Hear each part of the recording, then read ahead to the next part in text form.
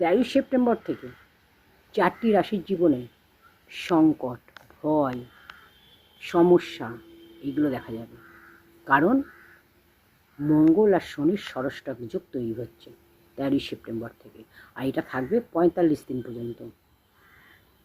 এই সময় আপনার মনে চিন্তা, টেনশান, ভয়, ভীতি এগুলো কাজ করবে। কাজ করতে মন লাগবে না, কাজে কোনো মন হবে না, এইগুলো দেখা যাবে। তো এই 4টি রাশি কী কী? এই 4টি রাশি হলো আপনার সিংহ রাশি, তুলা রাশি, মিথুন রাশি এবং মীন রাশি। এই সময় উপায় কী করবেন, রেমেডি কী করবেন, এর থেকে বাঁচার রাস্তা কী আছে? আপনাকে প্রতিদিন হনুমান চালিসা পাঠ করতে হবে, 1 নম্বর। 2 নম্বর, আপনি সন্ধ্যাবেলায় যদি পারেন চামেলির তেলে প্রদীপ জ্বালিয়ে হনুমান মন্দিরে আপনাকে দিয়ে আসতে হবে।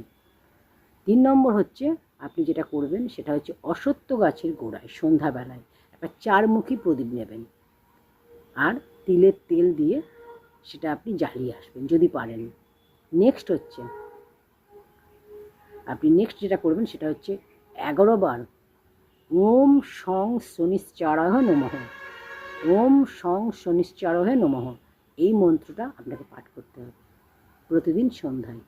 যদি এগুলো করেন অবশ্যই শুভ ফল পাবেন।